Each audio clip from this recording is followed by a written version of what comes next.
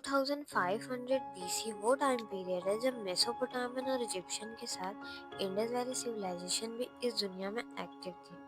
But the surprising thing is that जहाँ हमें Mesopotamian, Egyptian और इंडस वैली सिविलाइजेशन में काफ़ी ज़्यादा सिमिलरिटी देखने को मिलती है, वहीं इंडस वैली का समाज इन सब से काफ़ी अलग था। इंडस वैली के बारे में कहा जाता है कि इनके समाज में रूलिंग क्लास नहीं था, ये इक्वालिटी में बिलीव करते थे और वायलेंस जैसी चीज़ों के बारे में इन्हें कोई खबर ही नहीं थी। इवन उस समय इंडस वैली का एरिया भी मेसोपोटामियन और इजिप्शियन सिविलाइजेशन से काफ़ी बड़ा था, जिस वजह से कई सारे शहर जैसे कि हड़प्पा, मोहनजोदारो, राखीगढ़ी और धोलावीरा इंडस वैली सिविलाइजेशन का पार्ट थे।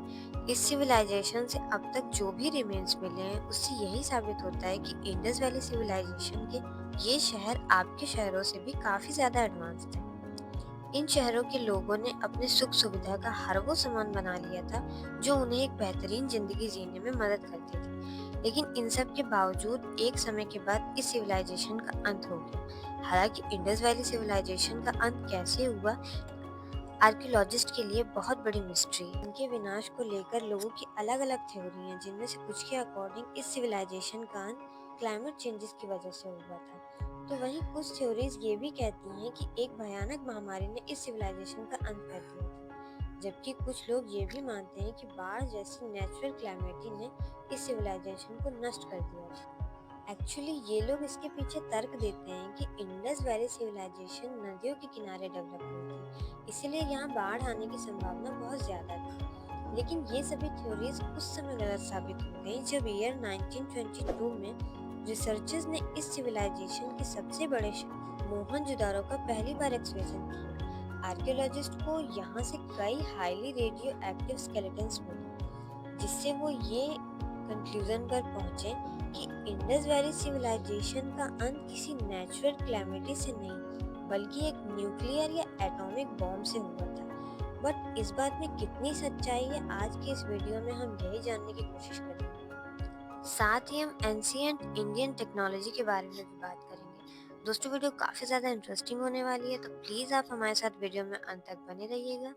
दोस्तों 16 जुलाई 1945 को फादर ऑफ एटॉमिक बॉम्ब माने जाने वाले जूलियस रॉबर्ट ओपेनहाइमर ने न्यू मैक्सिको के ट्रिनिटी टेस्ट साइट पर दुनिया के पहले न्यूक्लियर डेटोनेशन की टेस्ट की थी। ये एक्सप्लोजन इतना विशाल था कि उसमें से 11 किलोमीटर की ऊंचाई यानी 8 बुर्ज खलीफा जितना लंबा मशरूम क्लाउड बना था। उसमें से 21 किलो टन टीएनटी जितनी एनर्जी रिलीज हुई थी। दोस्तों ये उस समय का सबसे बड़ा एक्सप्लोजन था जिसकी चमक सूर्य से भी अधिक थी।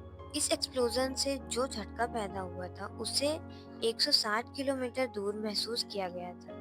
कहा जाता है कि ये एक्सप्लोजन इतना भयानक था कि उसे देखकर ओपेनहाइमर ने भगवत गीता की एक लाइन कोट करते हुए कहा था, now I have become death the destroyer of worlds. दोस्तों इस टेस्टिंग के बाद जब ओपेनहाइमर से एक कॉन्फ्रेंस के दौरान पूछा गया कि उनकी ये टेस्टिंग को दुनिया का पहला न्यूक्लियर टेस्ट माना जा सकता है, तो उनका जवाब था यस इन आवर टाइम्स। दोस्तों ध्यान दीजिएगा, ओपेनहाइमर ने यस के साथ इन आवर टाइम्स कहा, ना कि इन आवर अर्थ। उनका ये स्टेटमेंट इस बात की ओर क्लियरली इशारा कर रहा है कि कहीं ना कहीं ओपेनहाइमर खुद भी ये बात मानते थे कि हमसे पहले भी कोई ऐसी सभ्यता जरूर थी जो हमसे भी ज्यादा एडवांस थी। और जिस तरह से ओपेनहाइमर ने अपने पहले स्टेटमेंट में भगवत गीता की लाइन को कोट किया है, हो सकता है उनका इशारा एंशिएंट इंडियन सिविलाइजेशन की ओर हो। तो क्या सच में एंशिएंट इंडियन सिविलाइजेशन टेक्नोलॉजिकली हमसे ज़्यादा एडवांस थे? So let's find out. दोस्तों महाभारत के युद्ध को इतिहास का सबसे बड़ा युद्ध और इसके ग्रंथ को वर्ल्ड का लार्जेस्ट एपिक टेक्स्ट यानी कि दुनिया का सबसे बड़ा महाकाव्य ग्रंथ माना जाता है। दोस्तों अगर आपने महाभारत को पढ़ा है तो आपको पता होगा इसमें कई ऐसे चैप्टर्स हैं जिसमें अलग अलग अस्त्र शस्त्रों का उल्लेख किया गया है, जैसे नारायण अस्त्र, ब्रह्मास्त्र, पशुपस्त्र, अग्नि अस्त्र, वज्र अस्त्र एटसेट्रा। इवन महाभारत के कुछ पैसेजेस में इन अस्त्र शस्त्रों के होने वाले डिस्ट्रक्शन को भी डिस्क्राइब किया गया है। जैसे कि अगर हम वज्र का एग्जाम्पल लें तो ये एक आयरन थंडर बोल्ट था जिस जगह पर टारगेट करके इसे छोड़ा जाता था, वहां पर 1000 सूरज जितना गर्म चमकीला धुआं और लपटें उठती थी। इसके प्रहार से सब कुछ इंस्टेंटली जल जाता था।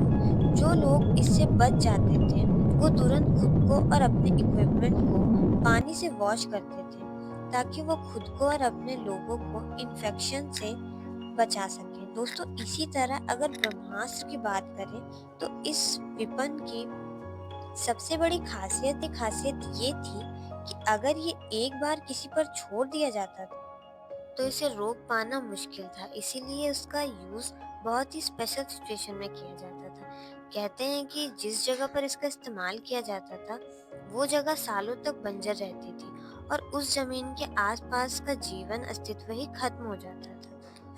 इसीलिए रामायण में भी जब लक्ष्मण मेघनाद के आतंक से परेशान होकर उन पर ब्रह्मास्त्र प्रहार करने जाते हैं, तब श्री राम ने ये कहकर उन्हें रोक दिया था कि ब्रह्मास्त्र का प्रयोग करने का भी समय नहीं आया है।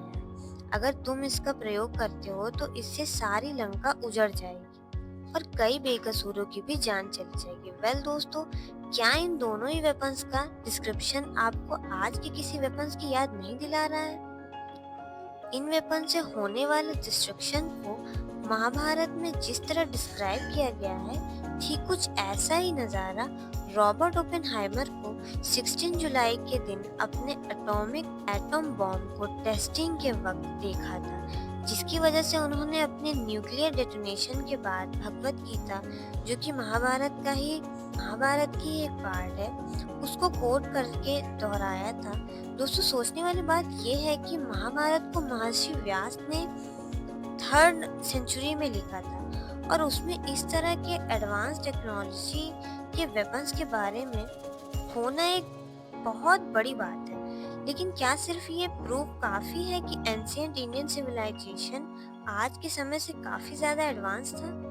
दोस्तों, हड़प्पा और मोहनजोदारो के एक्सकवेशन के समय आर्कियोलॉजिस्ट को कई ऐसे स्केलेटन्स मिले जिनसे ये साबित होता है कि उन लोगों की डेथ ठीक वैसे ही हुई थी जैसे 1945 में हिरोशिमा और नागासाकी में रहने वाले लोगों की हुई थी। यानी कि एटॉमिक बॉम्ब से एक्चुअली इन साइट पर आर्कियोलॉजिस्ट को एक दूसरे के हाथ पकड़े हुए कई स्केलेटन्स मिले, जिसमें बच्चों के स्केलेटन्स भी इंक्लूडेड थे।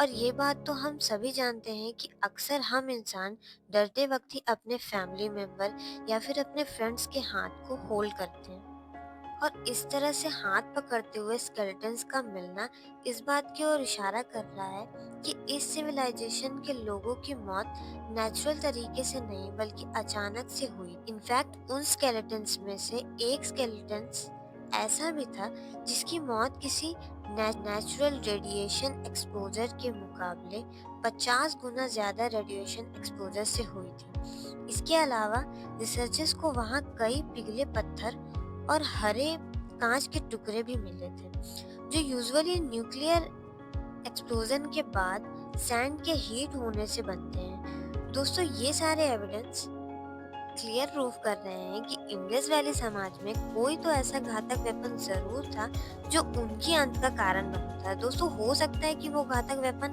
एटम बॉम्ब ही हो, बट दोस्तों जैसा कि हम सभी जानते हैं कि किसी भी न्यूक्लियर अटैक के लिए प्लेन्स की जरूरत होती है ताकि बॉम्ब्स को प्लेन से नीचे ड्रॉप किया जा सके। और अगर किसी ने मोहनजोदारो और हड़प्पा पर न्यूक्लियर या एटॉमिक बॉम्ब गिराया भी था तो उसने भी इसे किसी प्लेन से ही गिराया होगा। तो क्या इसका मतलब ये है कि ऋग्वेद के क्षति से सुक्त के पहले मंत्र में ऋषियों ने जिन उड़ने वाले 3 पहियों का रथ के बारे में जिक्र किया है वो सच में एग्जिस्ट करते हैं? इवन रामायण में भी आपको आसमान में उड़ने वाले विमान का जिक्र मिल जाएगा। रामायण के अकॉर्डिंग रावण के पास कुशप नामक एक विमान था।